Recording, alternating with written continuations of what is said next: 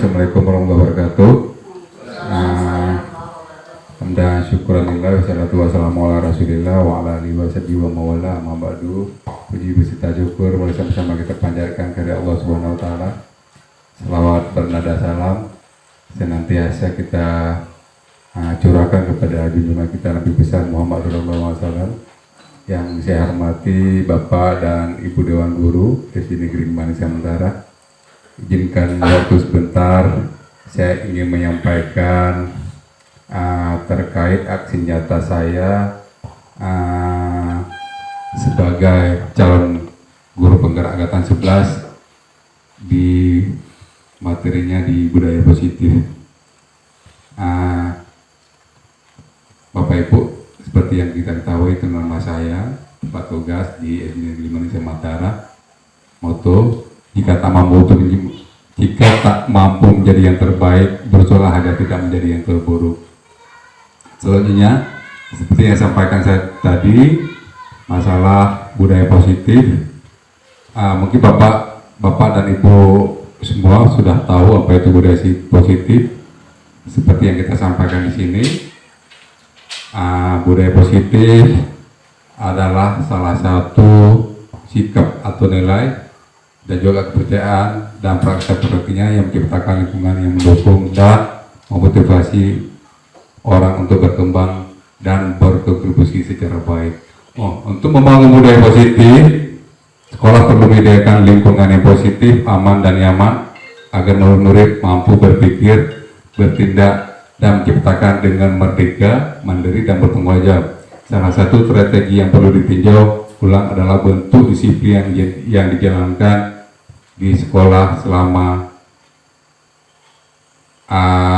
ini di sekolah-sekolah kita tentunya. Selanjutnya, budaya positif atau ekosistem positif kita ambil contoh berbandingnya menurut Ki Hajar Dewantara adalah dapat memperbaiki kondisi tanah, memberi tanaman padi, memberi pupuk dan air, membasmi ulat-ulat atau jamur yang mengganggu hidup tanaman padi dan lain sebagainya. Kita sebagai pendiri tentunya harus memahami budaya-budaya positif yang ada di sekolah kita. Ini paradigma baru. Selanjutnya ada perubahan paradigma dari teori kontrol, instruksinya guru mengontrol murid, ilusi juga bahwa kita kritik dan membuat orang merasa bersalah dan menguatkan karakter. Selanjutnya, semua penguatan positif, efektif dan bermanfaat, bahwa juga orang dewasa memiliki hak untuk memaksa. Ini ada kaitannya juga dengan 5 posisi kontrol yang ada di sekolah. Tentunya, mungkin Ibu tahu itu apa 5 posisi kontrol? Ada yang tahu?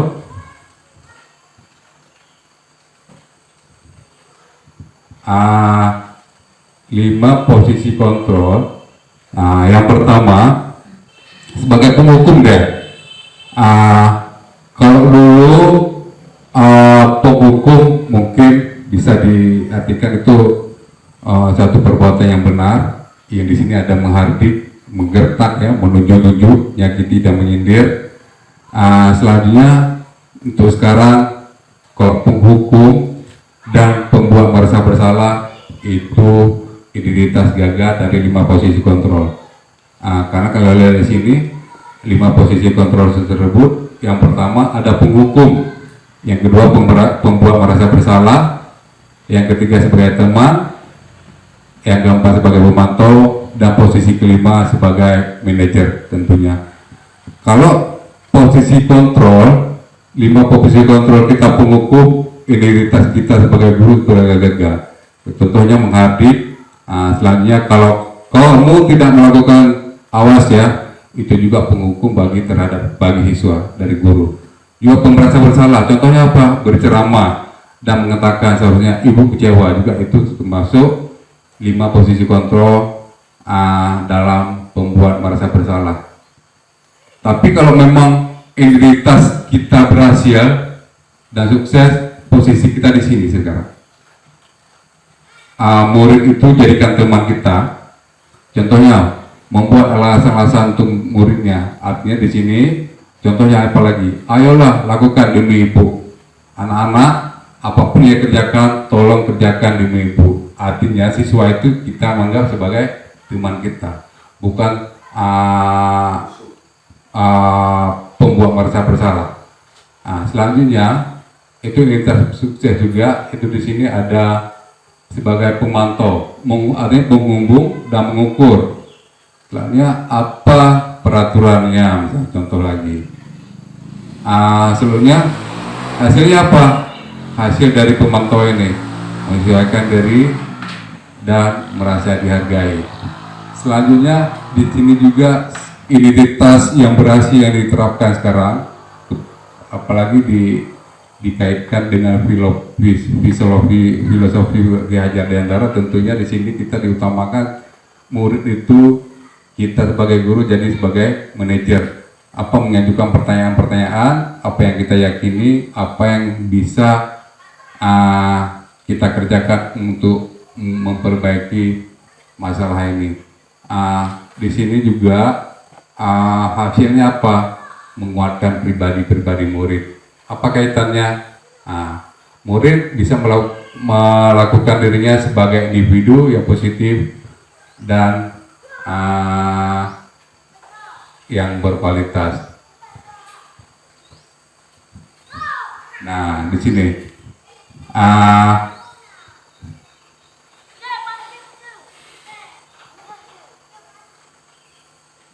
selanjutnya, karena di modul budaya positif di sini ada 3. Yang pertama tadi itu budaya positif, yang kedua 5 posisi kontrol, selanjutnya ada segitiga restitusi.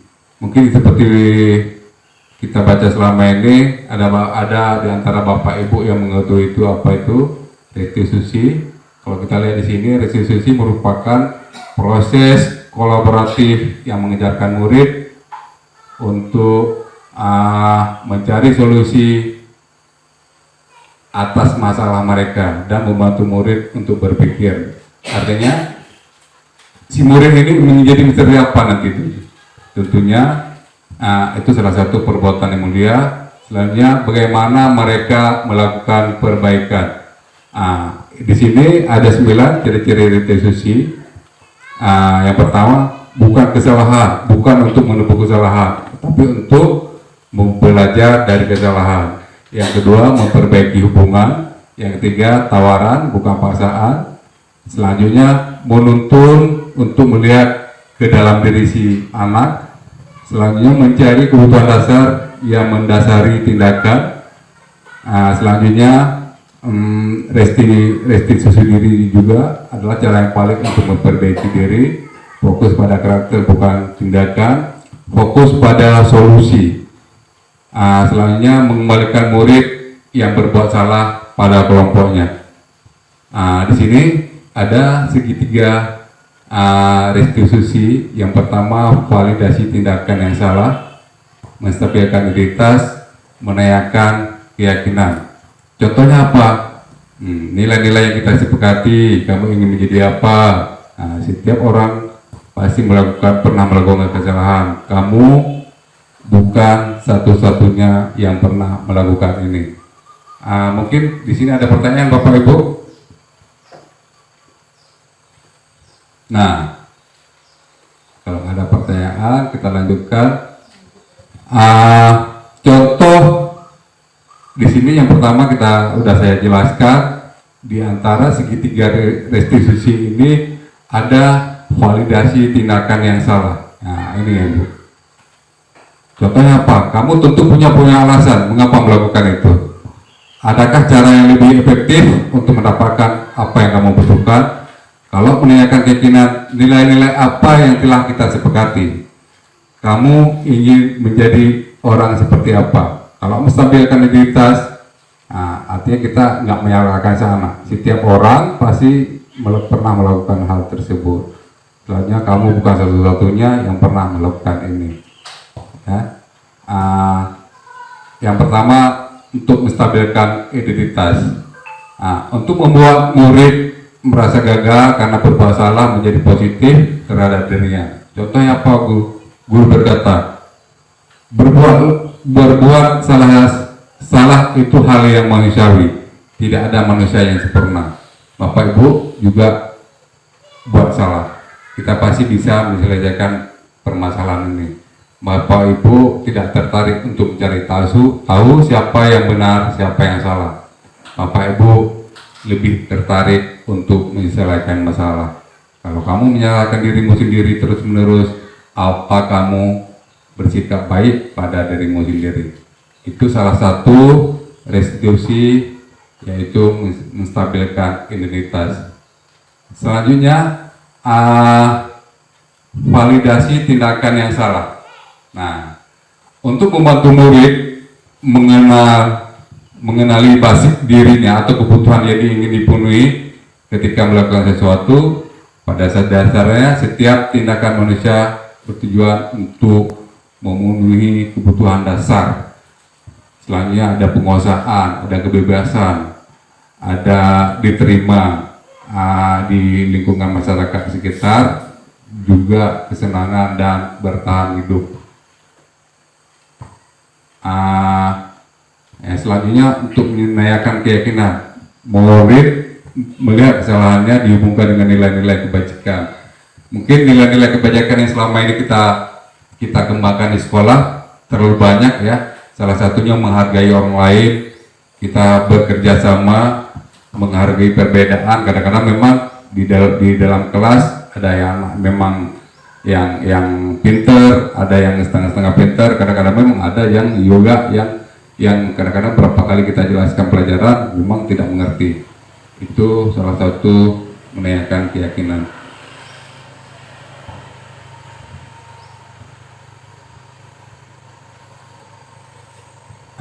Ini selanjutnya keyakinan kelas. Ibu, Bapak bisa diterapkan di sekolah ini. Ini salah satu keyakinan kelas yang ada di kelas. Keyakinan kelas dibuat bersama antara guru dengan murid. Salah satunya nanti wali kelas bisa menanyakan kepada murid, kira-kira keyakinan kelas yang bagaimana yang cocok kita kembangkan, kita buat di sekolah kita. Siapa yang melanggar, apa sanksinya? Nanti kalau memang ya, silakan Bapak Ibu tempelkan di dalam kelas sehingga setiap saat siswa bisa membaca. Setiap saat siswa, apabila memang siswa itu melanggar ketentuan, melanggar aturan, artinya dia tuh melanggar juga keyakinan kelasnya.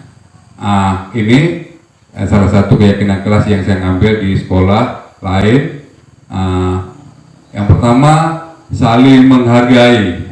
Saling menghargai dan menghormati. Tentunya walaupun terlalu banyak perbedaan, sebagusnya siswa itu saling menghormati, saling menghargai teman, saling menghormati guru. Di saat guru menerangkan pelajaran, jangan sibuk dia mengganggu teman. Artinya budaya di sini harus betul-betul dikembangkan.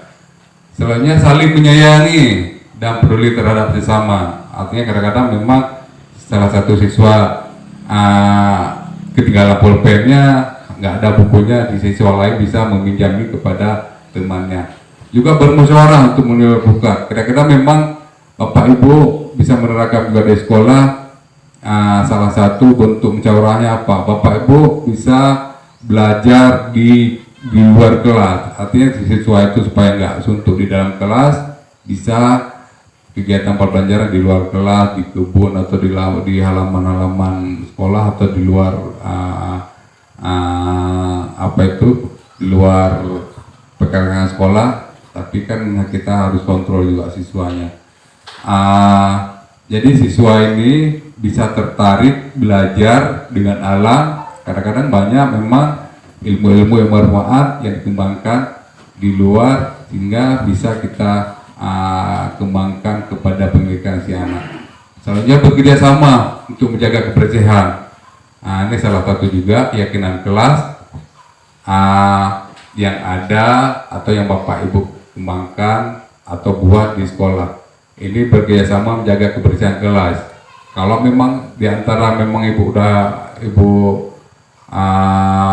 terapkan aturan piket, kalau memang si siswa yang merasa piket hari ini dia nggak mau menjaga kebersihan sekolahnya, apa sanksinya? Itu juga termasuk keyakinan salah satu yang ada di sekolah. Selanjutnya aktif dan bersemangat dalam belajar. Bapak Ibu juga bisa menerapkan nanti ini salah satu aturan atau keyakinan kelas di dalam kelas. Bagaimana kalau memang siswa nggak aktif belajar di sekolah, apa sanksinya, apa resiko yang diambil oleh Bapak dan Ibu semua. Selanjutnya meminta izin saat hendak keluar masuk kelas. Ini juga salah satu bentuk keyakinan kelas. Meminta izin saat hendak keluar masuk kelas. Artinya kalau kalian, Bu, mohon izin sebentar saya mau ke toilet, mohon izin sebentar saya mau ke lapangan, mohon izin sebentar saya membeli minuman. Ini juga bisa Ibu terapkan di sini. Selanjutnya bersikap jujur, bertanggung jawab. Misalnya, kenapa si Budi tidak bersekolah kemarin? Dia artinya jujur dalam hati dia, dalam pemikiran untuk menjawab, oh ya saya kemarin sakit Pak, jadi makanya nggak bersekolah. Selanjutnya disiplin dan mengerjakan tugas tepat waktu. Kalau rata-rata siswa kita, kalau kita kasih waktu 20 menit satu pertanyaan itu nggak selesai. Karena apa? Karena dia memang asik dengan kelalaiannya, tanpa melihat waktu, tanpa mempertimbangkan waktu yang telah diberikan oleh guru. Selanjutnya, salah satu juga keyakinan kelas yang bisa diterapkan di sekolah Bapak Ibu adalah saling memaafkan di antara satu siswa dan siswa yang lain. Itu kalau memang ada perkataan yang kira-kira tidak enak di perasaan siswa, itu nilai kita di sini adalah saling memaafkan terhadap satu sama lain. Kontribusi sebagai wali kelas, panggil keduanya, tanyakan apa pertanyaannya, apa masalahnya, ujung-ujungnya nanti saling memaafkan antara satu siswa dengan siswa yang lain. Ini juga bisa dikembangkan di sekolah. 5 pengingat penting untuk kelas yang seru dan produktif. Yang pertama, bersikap jujur di sini. Seperti yang saya sampaikan tadi, setiap ada pertanyaan yang ada kaitannya dengan kejujuran siswa, kita harus gali. Apa betul jawaban dia itu dalam hati dia, atau memang hanya akal-akalan dia untuk meyakinkan kita sebagai gurunya. Selanjutnya bertanggung jawab. Seperti tadi, kalau memang dia dikasih soal 1-2, dia harus bertanggung jawab penuh atas jawaban yang dia jawab. Apalagi sekarang kan kita belajar kelompok. Kalau memang kurikulum Merdeka sekarang diarahkan lebih belajar kelompok, nggak ada belajar lagi dia bikin individu, tapi belajar kelompok. Ibu bisa melihat siswa yang berkemampuan tinggi, berkemampuan sedang, dan berkemampuan kurang nanti bisa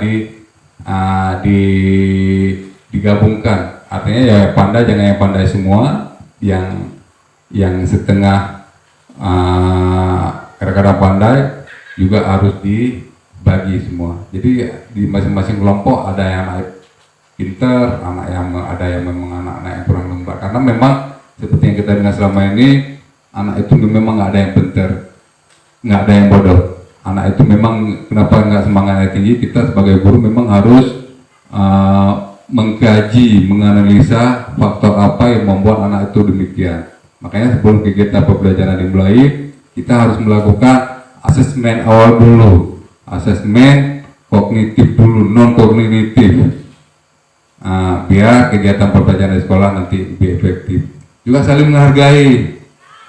Kadang-kadang memang siswa kita bermacam ragam, ada yang miskin, ada yang kaya, ada yang pinter, ada yang merasa kurang pinter. Jadi sama-sama juga bisa kita hargai di sini. Dengan cara apa? Disitulah kontribusi kita sebagai wali kelas, kontribusi kita sebagai kepala sekolah untuk mendidik anak ini saling menghargai, saling menghormati antara satu dan lain sebagainya. Juga ramah dan sopan. ramah, sopan dan peduli di sini. Ramahnya artinya kita seperti kita sampaikan tadi, siswa itu bukan musuh kita, siswa itu bukan lawan tanding kita, tapi kita sebagai manajer di situ anggaplah siswa itu sebagai teman kita. Diajak ngobrol apa masalahannya, tentunya kita peduli terhadap siswa agar siswa itu nggak ada rasa takutnya kepada kita, nggak ada rasa ragunya terhadap kita, tapi karena memang kita anggap siswa itu sebagai teman kita, sebagai kawan kita, jadi segala persoalan yang ada di siswa tersebut pasti mau menyampaikan kita sebagai teman kita, sebagai wali kelasnya. Selanjutnya menyimak dengan baik juga di sini. Apapun permasalahannya, kita sebagai pendengar, kita sebagai manajer di sini, kita tentunya segala persoalan yang ada siswa kita harus pahami dulu, jangan kita adu argumen dulu, apa permasalahannya, apa solusinya, tentu ada pada kita semua masing-masing tentunya. Selanjutnya ada pertanyaan Bapak Ibu terkait masalah budaya positif, masalah keyakinan kelas, masalah segitiga restitusi. Di sini ada pertanyaan? Kita Pak. Ya, Pak Zaha. Jadi bagaimana kita membuat cara agar siswa proaktif dengan kita dan dengan pendidikan? Seperti saya sampaikan pertama yang baru tadi, kita harus buat asesmen dulu, asesmen awal, karena kan lain siswa, lain permasalahannya, lain siswa, lain karakternya, lain siswa, lain pemikirannya, lain siswa, lain sikapnya. Kita harus pahami dulu. Nanti setiap awal masuk kelas, kita harus buat asesmen dulu. Apa yang membuat kamu senang? Karena memang gaya belajar seperti yang kita dengar sampaikan sekarang, apa yang tadi, gaya belajar di situ ada gaya belajar siswa dalam bentuk auditory, ada bentuk visual, ada bentuk kinestetik. Kalau auditory kadang-kadang siswa itu mendengarnya aja udah mengerti pelajaran. Tapi kalau memang anak yang visual, dia berbentuk gambar, tampilkan dulu gambarnya, tampilkan dulu videonya, baru mengerti. Ada juga anak-anak yang kinestetik di sini, dia harus tampil dua-duanya, harus praktek langsung, harus memegang langsung. Jadi anak-anak itu bisa memahami. Makanya dari awal kita harus kita buat diagnosis dulu, siswa kita harus tahu kita tuh bagaimana karakternya, bagaimana sikapnya, bagaimana tingkah lakunya, apa yang membuat dia demikian. Seperti kita lihat di sini. Ini nanti bisa Ibu di sini ada perbedaan antara hukuman dan konsekuensinya. Nah, misalnya contohnya dalam bentuk hukuman. Ini dalam bentuk hukuman, ya perbedaannya. Kalau hukuman, sesuatu yang menyakitkan harus terjadi. Contohnya apa dia? Begitu terlambat sekolah, harus keliling-keliling ke lapangan. Itu salah satu hukuman. Terus sekarang budaya itu nggak boleh lagi. Terus sesuatu harus terjadi. Ini dalam bentuk salah satu bentuk konsekuensinya. Selanjutnya apa contoh dalam bentuk hukuman? Membuat anak sakit, baik fisiknya maupun hatinya untuk jangka waktu yang lama. Contoh perbuatan siswa yang terhadap siswa lain dalam bentuk bully, kurang ajar semalam, anak durhaka semalam. Kadang-kadang memang si anak ini dia akan terpendam rasa ini sampai sekian lama baru pulih. Terus ini perbedaan juga dalam bentuk konsekuensinya membuat anak merasa tidak nyaman dalam jangka waktu pendek. Contohnya apa misalnya? Dia kalau memang tidak membuat PR, tentunya kadang-kadang siswa dengan bermacam tingkah polanya dilakukan oleh kawannya, oleh gurunya, didenda misalnya apa, suruh lari lapangan atau kutip sampah. Ini juga konsekuensi harus dijaga oleh siswa. Contoh dalam bentuk hukuman apa? Anak membenci kedisiplinan. Kita buat aturan di sekolah sekitar jam 8 masuk kelas. Kadang-kadang memang nggak senang, nggak suka memang si anak. Karena apa? Tapi ini kita harus buat juga apa, anak bagaimana harus menghargai disiplin, karena disiplin itu kita buat tentunya untuk kemajuan dia, untuk supaya dia bisa hidup yang baik di sekolah maupun di lingkungan dia. Juga berbentuk hukuman, mendorong anak menyakiti diri sendiri, mendorong anak agar mudah untuk menyesuaikan diri. Ini bentuk konsekuensi. Ini konsep diri yang buruk, konsep diri yang baik. Ini perbedaannya. Selanjutnya, anak belajar untuk menyembunyikan kesalahan. Contohnya apa, Bapak Ibu? Anak belajar untuk menyembunyikan kesalahannya. Anak belajar untuk memenuhi aturan. Marah, rasa bersalah, dipermalukan, merasa tidak dihargai. Ini juga dalam bentuk hukuman. Kalau sekarang tidak boleh lagi, tapi berbentuk kita sebagai manajer, kita rangkul semua anak-anak sehingga anak-anak tidak takut sama kita lagi tentu. Ini ada juga lagi. Nah, ini juga berbentuk hukuman atau konsekuensinya. Nah, kalau ini mencatat 100 kali di dalam buku kalimat, saya tidak akan terlambat lagi karena terlambat ke sekolah.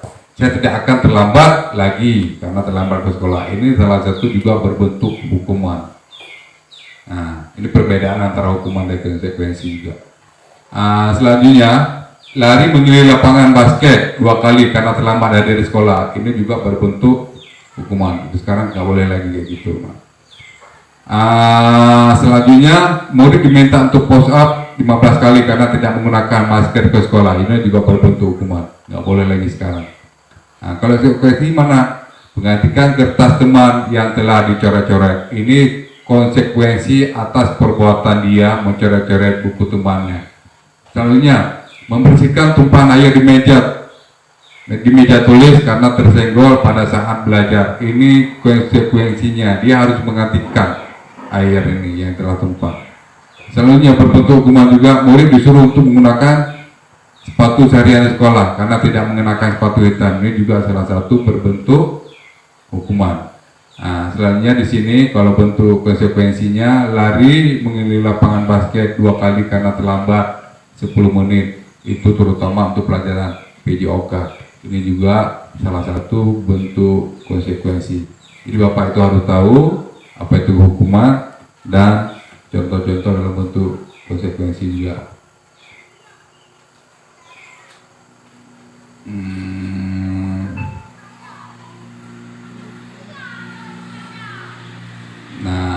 Nah, ini kalau dihukum, ini efeknya apa? Misalnya dihukum oleh penghargaan, misalnya kita kasih hadiah kepada anak, itu salah satu bentuk. Kadang-kadang begitu ada kegiatan, kalau kita selama ini kasih hadiah, kasih penghargaan, suatu saat kita nggak kasih, kadang-kadang siswa ini nggak termotivasi untuk belajar. Pengaruhnya jangka panjang di sini.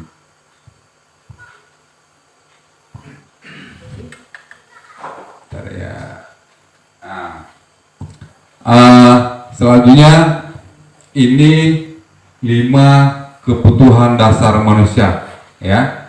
Ini 5 kebutuhan dasar manusia. Ini supervisor kebutuhan dasarnya. Yang pertama di sini cinta kasih, diterima, ya, artinya diterima di lingkungan tempat tinggal dia. Terus kadang-kadang di sini ingin penguasaan anak-anak ini. Terus juga kesenangan, terus juga kebebasan. Di sini di antara dalam lingkaran ini itu yang menjadi kebutuhan dasar manusia. Cinta kasih. Contohnya apa Bapak Ibu? saya sampaikan tadi, si anak ini butuh kasih sayang kita sebagai gurunya, butuh kasih sayang sebagai orang tuanya tentu di rumah. Artinya berasa diperhatikan. Kalau memang nggak diperhatikan, anak-anak akan berakibat sebagaimana kemauan dia. Di sini perlu kita perhatikan si anak. Apa yang dibutuhkan selama ini? Kalau dia pergi ke sekolah tentunya butuh pulpen, butuh buku, butuh uang jajan tentunya. Sebagai orang tua tentunya kita akan penuhi apa yang menjadi kebutuhan di sekolah, apa di rumah, agar si anak ini merasa dia itu dikasihani sama orang-orang yang ada di sekitar dia. Terus pengusahaan misalnya sini, kadang-kadang si anak di sini dia pada lingkungan sekolah ingin menguasai, misalnya dia dalam pelajaran olahraga, dia ingin yang terbaik, dia ingin mencetak gol, dia ingin tampil. Nah, di sini termasuk salah satu kebutuhan dasar manusia, terutama pada si anak juga pada orang tua. Terus selanjutnya di sini ada kesenangan dia, kebutuhan dasar manusia akan kesenangan. Di sini juga dia ingin dimanja, dia ingin pergi kemana kemauan dia, juga kadang-kadang ingin berbelanja apa yang dia mau, juga ini termasuk salah satu kebutuhan dasar manusia. Anak itu senangnya apa? Main HP. Anak itu senangnya apa? Nonton. Anak itu senangnya kemana? Keliling-keliling misalnya.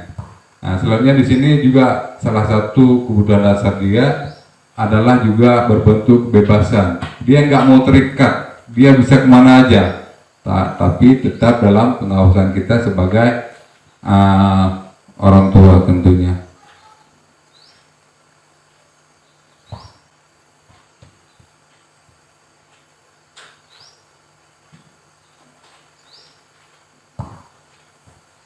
Nah, mungkin Bapak dan Ibu yang saya hormati, apa perbedaan antara keyakinan kelas dan kesepakatan kelas? Ada yang tahu Bapak Ibu? Kesepakatan kelas dengan keyakinan. Ada yang tahu? Di sini kan ada keyakinan, ada kesepakatan kelas. Ini contoh salah satu kesepakatan kelas yang saya ngambil di sekolah terdekat. Di sini kita lihat yang mana yang merupakan keyakinan kelas, mengapa? Nah, di sini kesempatan kelas juga yang mana ya kira-kira? Kalau saya lihat di sini datang tepat waktu, terus mengucapkan salam. Itu keyakinan atau kesempatan kelas?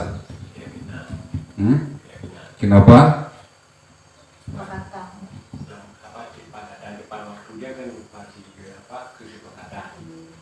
Sama juga dengan keyakinan di depan sama hampir sama. Keyakinan dan ketetapan. Datang tepat waktu, terus mengucap salam. Ya, itu keyakinan atau kesepakatan? Kesepakatan Bapak Ibu. Karena kan dia kalau memang datangnya nggak tepat waktu, dia nggak yakin dari kesempatan kita. Selanjutnya menjaga kebersihan sekolah. Ini menjaga kebersihan sekolah. Ini keyakinan atau kesepakatan? Kesepakatan juga tentunya. Karena kalau memang dia tidak yakin dalam menjaga kebersihan sekolah, itu salah satu juga dia kurang yakin akan keyakinan kelas di sekolah. Nanti Pak Ibu silakan buat, kalau memang ada yang perlu diambil di mana aja, apalagi di internet sekarang banyak, tempelkan, buat aturan. Tapi aturan itu nanti diminta pendapat dari masing-masing siswa. Kita sekarang buat keyakinan kelas. Keyakinan kelas itu harus dijalankan keyakinan kelas itu harus betul kita terapkan di sekolah. Terutama ibu harus berkontribusi terhadap keyakinan yang mereka buat. Artinya salah satu juga di sini misalnya, kami guru dan murid saling menyayangi, buat di sini. Kalau memang mereka melanggar nanti keyakinan kelas, melanggar kesepakatan kelas, apa sanksinya? Juga di sini kami murid yang semangat belajar. Kalau memang murid itu atau siswa kita itu nggak semangat belajar, apa konsekuensinya? Kita harus buat juga. Selanjutnya kami murid yang peduli dengan teman-temannya. Kalau memang murid ini nggak mau, artinya mengejek-ejek temannya, apa konsekuensi yang kita dapatkan di sini? Masing-masing nanti bawa di kelas, saya harapkan buatkan keyakinan kelas atau kesempatan kelas masing-masing yang ada di dalam kelas. Boleh ditempel dalam bentuk karton, kita print, atau ditulis dengan tangan juga ada. Nanti kalau memang anak-anak ada yang melanggar, tunjukkan. Ini kesempatan kita, ini kesempatan kelas. Kenapa kalian melanggar? Apa konsekuensinya? Anak itu kita panggil, atau memang kita kalau hukuman nggak boleh sekarang, karena memang kita sebagai teman dia, kita sebagai pemantau dia, kita sebagai manajer harus kasih pemahaman apa yang membuat keyakinan kelas, kesempatan kelas yang kita buat siswa itu melanggar. Pasti ada alasannya, nanti dicari bersama tentunya. Nah, keyakinan kelas, hukuman dan penghargaan. Mengapa tidak peraturan saja? Mengapa harus keyakinan kelas? Nah, misalnya contohnya apa misalnya?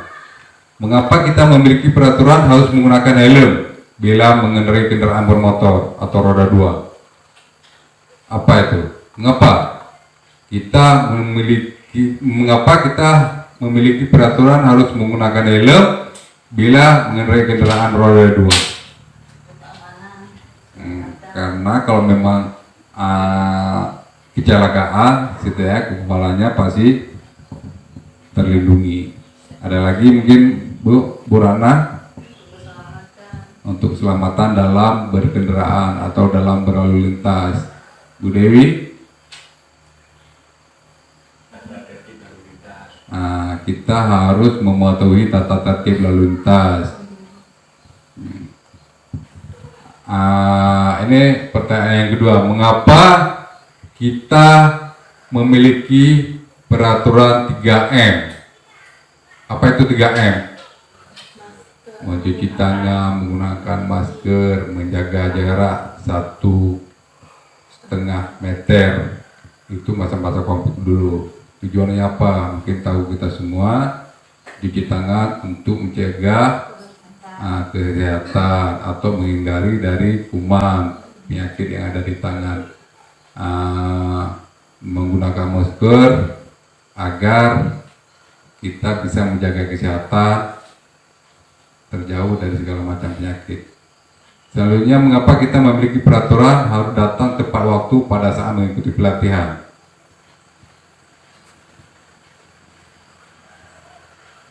Ya, mengapa kita harus memiliki peraturan harus datang tepat waktu pada saat mengikuti pelatihan? Mengapa tentunya? Ketinggalan materinya. Ya Bu? Supaya materinya nggak ketinggalan. Jadi kita materinya tersampaikan dengan baik. Kalau misal datang tepat waktu. Kalau telat kan nanti setengah materi ataupun di perjalanan kita sampainya, jadi materinya kan nggak tercover. Ya, salah satu itu Bu ya, supaya materi, karena di setiap kegiatan pasti ada materi, ada ilmu-ilmu yang disampaikan. Kalau dia datang terlambat, otomatis dia akan ketinggalan dalam mengikuti pelatihan tersebut. Itu salah satunya. Mungkin ada lain, Pak Ibu?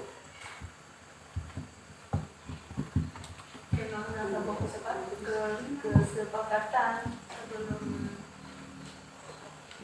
Karena kan untuk sekarang ini setiap ada kegiatan pasti ada kesepakatan kelas. Misalnya kita ada seminar, ada pelatihan, pasti dituju di situ siapa ketua kelasnya, siapa yang menjadi pemantaunya di situ.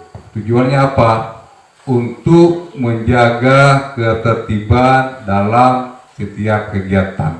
Kalau memang nggak ada aturan, mungkin anak-anak silakan ribut. Tapi dengan ada aturan, kita nggak boleh ribut. Aturan tuh tahun ini untuk kelas ini, itu misalnya. Kalau ini Roman kan? Nah, ini juga salah satu budaya positif yang kita kembangkan saat ini. Yang pertama, lingkungan yang positif. Begitu ada lingkungan yang positif, kita pasti punya keyakinan yang kelas. Begitu ada udah yakin kita semua, baru kita buat aturan. Ini juga lingkaran budaya positif yang ada di sekolah tentunya.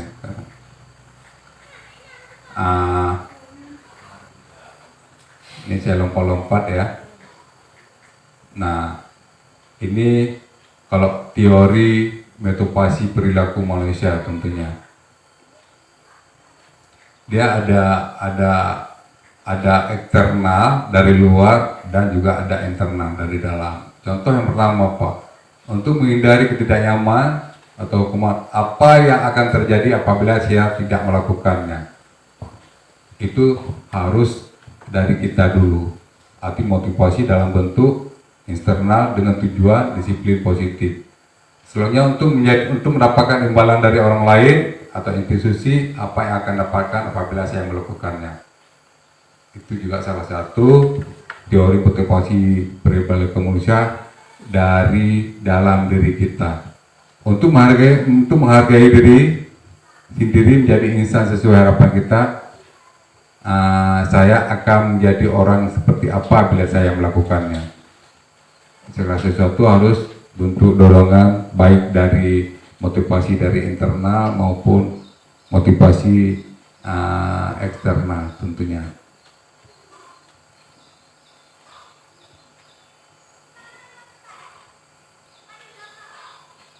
Selanjutnya mana ya?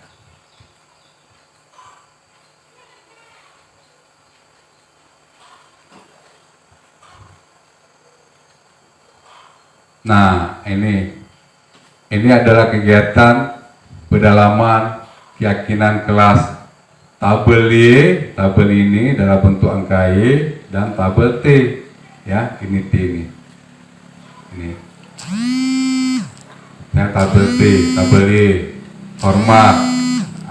Misalnya terdengar, terlihat, berperilaku. Kalau bekerja juga terdengar, terlihat dan berperilaku.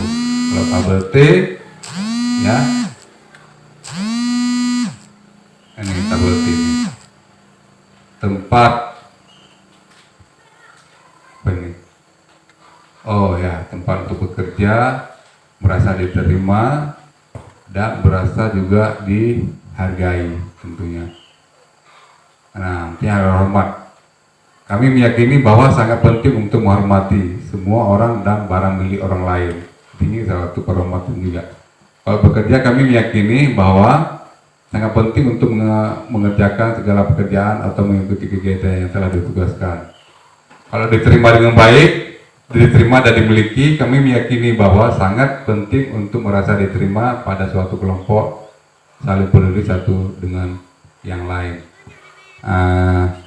Selanjutnya, nah ini juga salah satu peraturan yang bisa Ibu kembangkan di dalam kelas tentunya.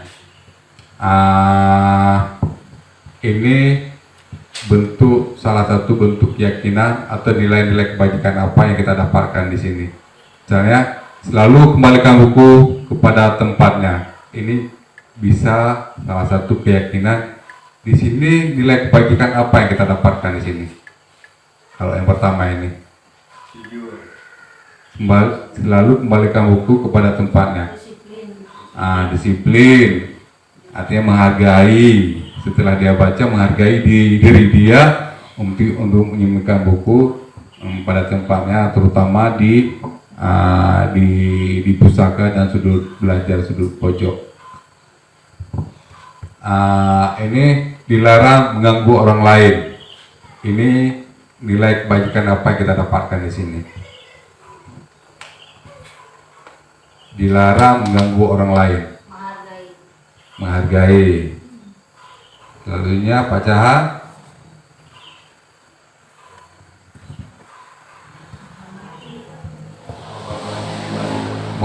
Menghormati temannya, menghargai orang lain, menghormati temannya.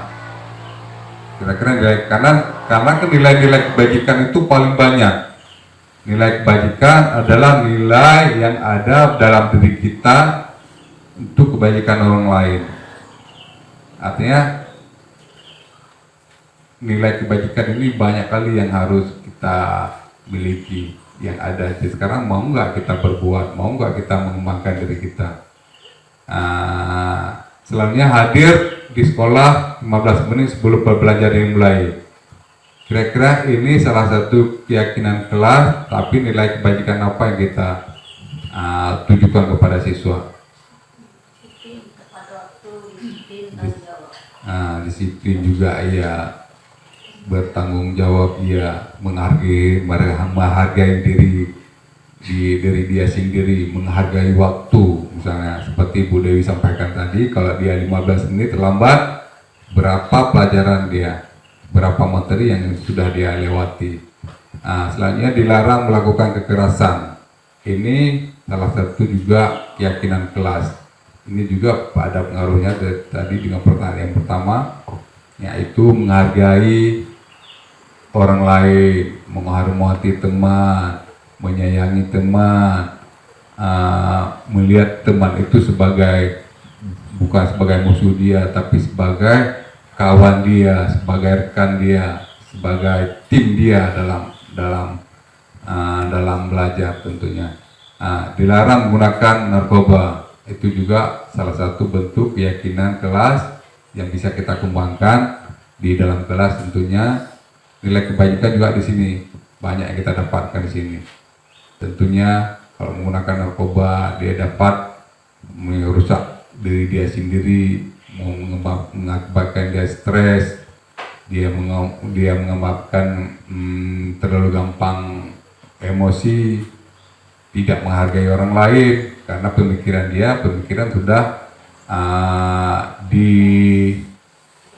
dirusak, pemikiran dia rusak gara-gara memakai narkoba.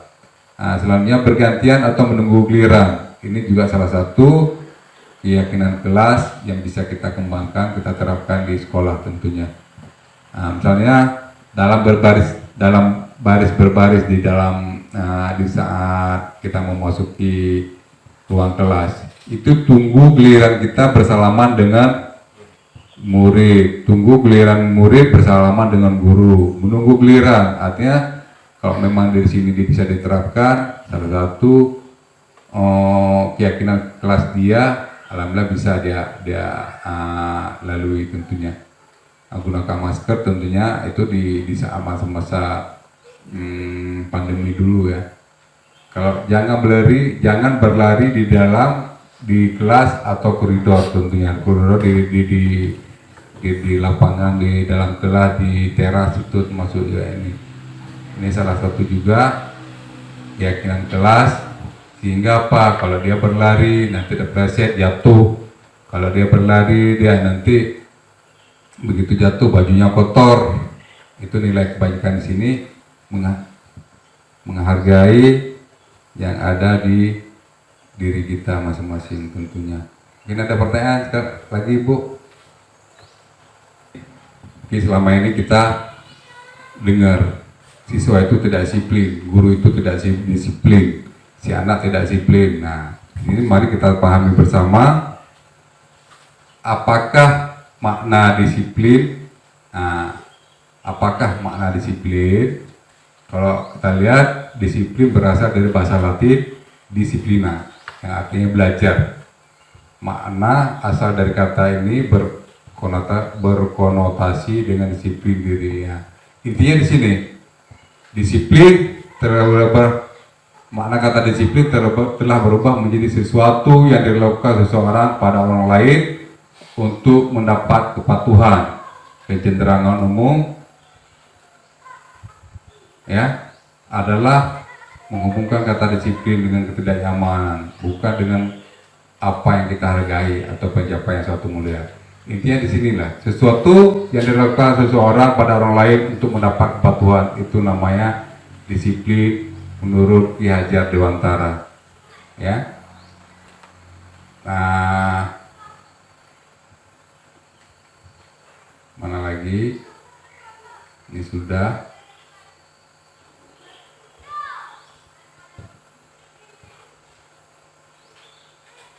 Nah, ini juga tadi ya. Ini budaya positif. Kita ini sebagai guru juga sebagai ibarat sebagai petani tentunya. Baik petani apapun. Kalau petani, misalnya petani kita menanam padi, ya. Langkah pertama apa? Ya, padi itu kita tanam. Kita melihara tanaman padi. Ya, selanjutnya kita memberi pupuk dan menjaga air. Selanjutnya apa? Membasmi ulat-ulat atau jamur-jamur yang mengganggu hidup tanaman padi dan lain sebagainya. Begitu juga dengan anak didik kita. Anak, kalau memang kita tanam kebaikan kepada dia, pasti kebaikan atau keberhasilan yang kita dapatkan. Kita sebagai guru tentunya anak didik kita ingin berhasil. Dari pertama kita bimbing dia mana Pak? Kita tanam kebaikan, insya Allah suatu saat pasti anak itu juga akan berhasil tentunya. Anak itu ibarat juga sebagai apa ya?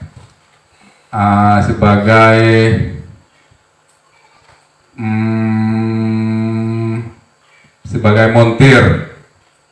Anak itu juga sebagai montir, dia akan tahu di mana tingkat kerusakan. Dia penulis dulu latar belakangnya. Insya Allah begitu udah ketemu nanti apa yang harus diperbaiki, apa yang salah, insya Allah pasti bisa juga dia akan berbuat untuk kebaikan dunia.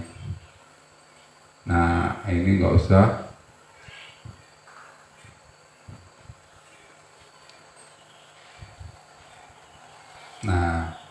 Nah, selanjutnya kita lihat ini pendapat Ki Hajar Dewantara ya. Merdeka menurut Ki Hajar Dewantara, merdeka itu tidak hanya terlepas dari perintah, akan tetapi juga cakap buat memerintah diri sendiri. Itu pendapat Ki Hajar Dewantara dalam bukunya Konsepsi Keteladanan Sikap Merdeka, cetakan yang kelima tahun 2013 di halaman 469. Ini beberapa dia. Merdeka itu artinya tidak hanya terlepas dari perintah, akan tetapi juga cakap membuat memerintah diri sendiri. Ada yang Ibu pahami di antara ini, Bu? Kalau merdeka menurut ini, Bu?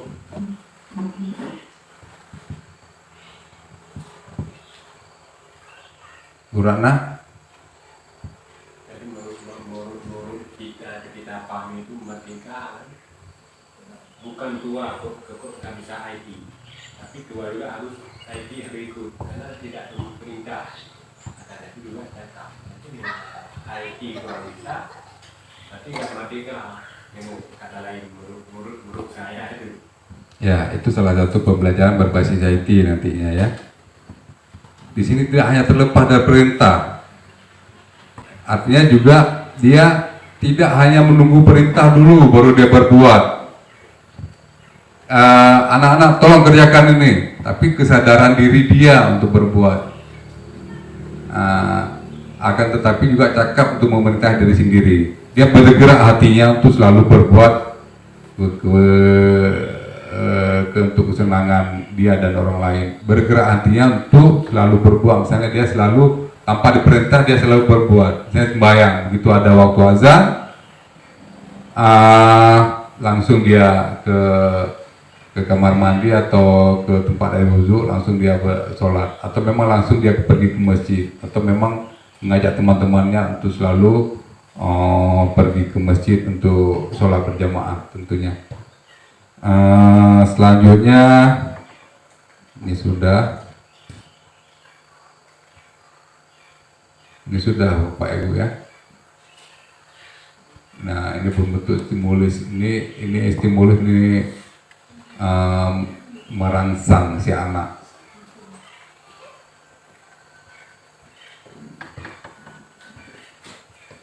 Nah, ini kita coba lihat ini.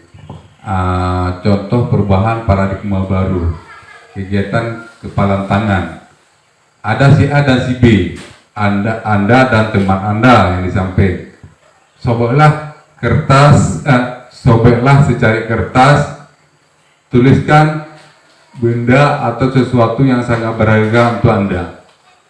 Letakkan di salah satu tangan Anda dan genggam benda atau sesuatu tersebut dengan segala daya.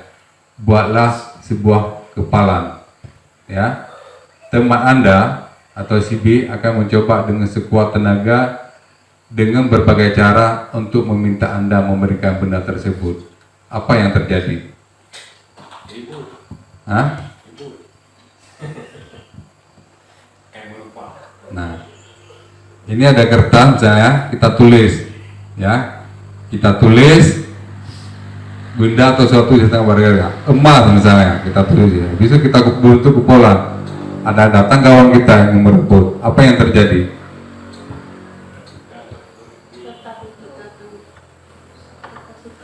Pembertahan. Supaya jangan bisa diambil kawan. Keributnya.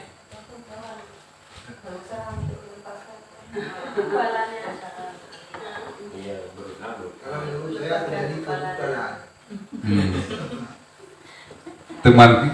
Teman kita akan mencoba dengan sekuat tenaga dengan berbagai cara supaya untuk meminta Anda memberikan benda tersebut. Yang terjadi di sini apa, Bu Rana? Saya bersikeras kamu buka kepalan tangan, sementara teman kita Ini yang merebut. ingin melepaskan Apa yang terjadi? kebutuhan. Ini bentuk kepalan tangan dia itu.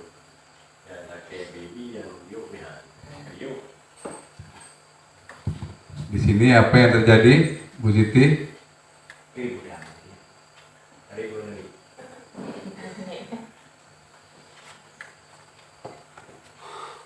Ibu ini, Bu Sudiani, Bu, apa yang terjadi, Bu?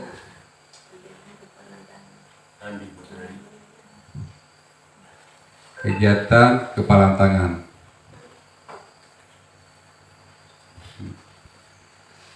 Yang terjadi di sini adalah saling menguatkan masing-masing, kan? Kita kuat dengan prinsip kita, dia tetap kuat dengan prinsipnya. Tentunya di sini makanya perlu adanya budaya positif kadang-kadang.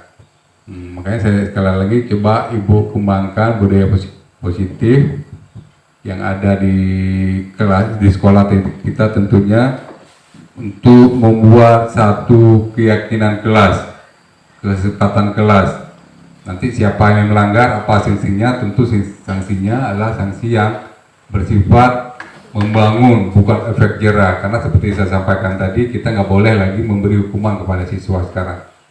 Ya, makanya kita harus melihat sikap dia, perilaku dia, kenapa dia bisa berbuat begitu, kenapa dia bersikap begitu. Mungkin ada faktor, kita kan nggak tahu kadang-kadang anak-anak di sekolah. Kadang-kadang kita memang yang kita pedulikan anak-anak yang pinter aja, yang kita lihat anak-anak yang cerdas saja. Kadang-kadang yang kita perhatikan juga anak-anak yang memang berpenampilan bagus, rapi, bersih, wangi. Sementara anak-anak yang memang bukan bodoh ya, karena memang siswa itu nggak ada yang bodoh. Siswa, karena siswa itu belum mendapat guru yang cocok bagi dia. Saya ingat pernah juga membaca informasi 3 orang anak Papua itu paling pintar, paling bodoh, paling nggak bisa apa-apa. Tapi begitu dapat guru yang cocok bagi dia, dia bisa meraih prestasi tingkat internasional. Itu ada itu. Begitu juga siswa kita. Siswa kita pahami dulu, kadang-kadang pergi sekolah dia sarapan pun enggak. Pergi sekolah jajan pun enggak. Kenapa? Orang tuanya pun nggak mampu kadang-kadang. Orang tuanya pun nggak ada duit, orang tuanya pun entah kemana, kadang-kadang orang tuanya pergi ke sawah, pergi ke kebun, pergi sekolah, dia apa nggak dia maki-maki guru, apa nggak maki-maki kawannya. Disitulah kita rangkul, kita beri penjelasan, kita motivasi dia, insya Allah suatu saat pasti anak itu pasti akan berubah tentunya. Seperti di sini juga pernah saya buat dulu ini, budaya positif. Ya, bahwa dia positif seperti yang saya sampaikan tadi adalah kumpulan norma nilai dan kebiasaan positif yang berkembang dalam satu lingkungan, baik itu di tempat kerja, di sekolah, tentunya di masyarakat, dan juga di lingkungan sekitar. Nah, contohnya ini menghargai orang lain, bekerjasama, menghormati perbedaan, berpikiran terbuka, mengembangkan hubungan yang sehat. Contohnya apa? Saling berkomunikasi antara satu dengan siswa. Selanjutnya fokus pada solusi. Kalau setiap ada masalah, mari sama-sama kita cari solusi. Dan panggilkan dia siswa itu, apa yang membuat kamu begitu? Kenapa si A bersikap demikian kepada kamu? Kita harus pahami dulu. Karena si anak setiap berbuat kesalahan, setiap berbuat sesuatu masalah, pasti ada penyebabnya. Kita sebagai guru, kita sebagai tenaga pendidik, kita harus tahu dulu apa latar belakang yang membuat siswa itu bisa berbuat demikian. Panggil dia, tanya, insya Allah pasti ada solusi. Para dokter, kalau memang seorang dokter, setiap memeriksa si pasien, pasti si dokter itu bertanya dulu, apa latar belakang, apa di mana sakitnya. Begitu diagnosa, udah tahu faktornya, penyebabnya, baru dibuat resep oleh dokter tersebut. Insya Allah ada sebab dan akibatnya, betul Ibu. Selanjutnya kesempatan kelas sudah, kebutuhan dasar manusia sudah, 5 posisi kontrol kita sudah. Sekali lagi saya Bapak Ibu saya terapkan, kita sekarang ada di sini. Ini namanya identitas kita berhasil. Kita sebagai pendidik kita berhasil di sini, ya. Posisi kita sebagai manajer di sini. Apa yang kita yakini, menguatkan pribadi kita, murid meletakkan diri sebagai individu yang positif di dalam dunia berkualitas. Bagaimana caranya? Saya bisa memperbaiki keadaan, mengevaluasi diri, bagaimana cara di sini kita, posisi kita ada sekarang. Kalau dulu memang di sini kita penghukum, sekarang nggak boleh lagi kita menghukum anak-anak apapun tingkat kesalahannya. Tapi pelajari dulu apa yang membuat si anak itu berbuat sesuka hati atau berbuat demikian. Di sini. Kalau di sini kita belum begitu sukses, tapi kalau kita sebagai manajer, insya Allah kita sukses terhadap diri kita juga, terhadap juga siswa. Nah, di sini, di mana posisi kita sebelum belajar, bagaimana perasaan Anda, di mana posisi itu. Nah, kalau kata lihat dari nada suaranya, apa yang disampaikan di sebuah pesan, itu 10% dalam bentuk kata-kata, 35% dalam bentuk suara. Kalau dalam bentuk bahasa tubuh itu ada 55%.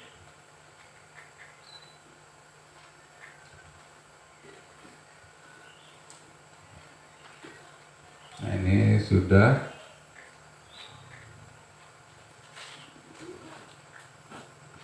Nah, ini juga ya, intervensi 30 detik. apa yang kamu ingin berbuat lebih baik. Apakah saat ini kamu sedang menjadi orang yang sedang kamu inginkan? Apakah kamu bisa mengubah kegiatan atau perilaku kamu saat ini menjadi sikap yang lebih baik, lebih membantu? Apakah wajar membuat kesalahan? Bisakah kita memperbaikinya? Apa yang kamu lakukan saat ini sesuai, sudah oke atau belum? Kapan kamu siap untuk memulai? Kesepakatannya apa? Sepertinya kamu punya masalah, saya bisa bantu apa? Nah, inilah seperti saya sampaikan tadi, kita sebagai manajer di sini, sebagai pemantau juga iya, sebagai teman juga iya. Di sini kita bisa saling berkomunikasi dengan siswa terkait masalah atau segala sesuatu masalah yang ada di diri siswa maupun di diri sekolah. Selanjutnya, apa yang bisa saya bantu agar kamu bisa melakukannya? Apakah saya bisa bantu kamu agar dapat segera dimulai? Apa tugas kamu saat ini? Bagaimana kamu ingin diperlakukan pada kegiatan ini? Bisakah kamu melakukannya? Apa yang kamu inginkan? Apa keyakinan kita? Makanya sekali lagi Bapak Ibu, silakan buat satu keyakinan kelas, ya, sehingga keyakinan kelas itu membuat sekolah kita menjadi nyaman, sekolah kita menjadi aman, siswa pun senang untuk pergi ke sekolah tentunya. Terima kasih Bapak Ibu atas waktu dan kesempatannya.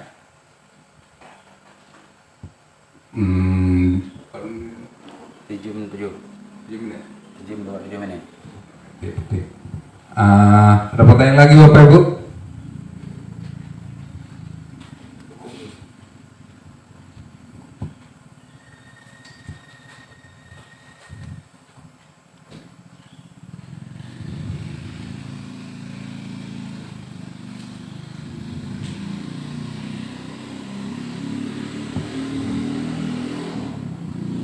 Ini sudah ya.